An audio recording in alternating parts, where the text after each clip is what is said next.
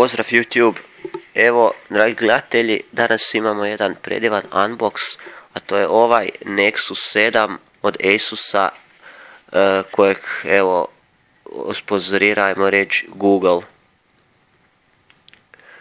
Dakle, on dolazi sa Google Chromeom, YouTubeom i Google Plusom pod default već instaliranim.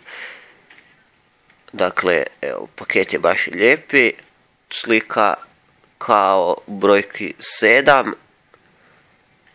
7-inčni tablet ili Google Nexus 7. Evo, kutija se ovako jednostavno otvara. Tu imamo nekakav papir. Asus. Mi potpisnici. Izjava o sukladnosti. Šta je to? Čovječe. Adresa, proizvođač. Tajvan. Wow.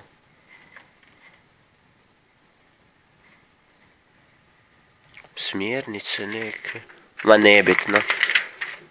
Ovo je tu puno bitnije. Dakle, on dolazi već sa instaliranim Jelly Beanom. 32 GB verzija je. Treba mi skalpel samo malo da ovdje otvorim. Tako.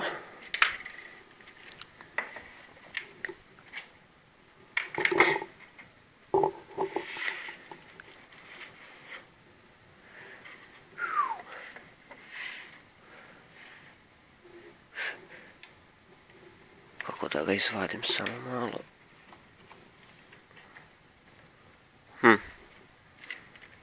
Nije toliko ni težak kako su reklamirali da je. NFC.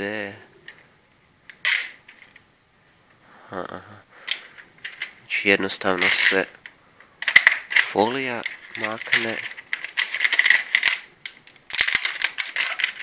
Veoma jednostavno. I sam tablet. Klasični 3,5 mm konektor. Mini USB. To mi se sviđa. Nekakav senzor.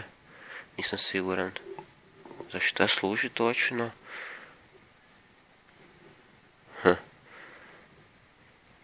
Tu je neka folijica, zvučnik.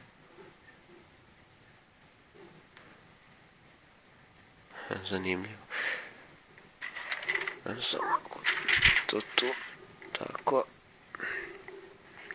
Dakle, kutija, odnosno njezin sadržaj baš i nije nešto bogat. Ovo se izvadi van, još jedna manja kutica, unutra nema više ništa.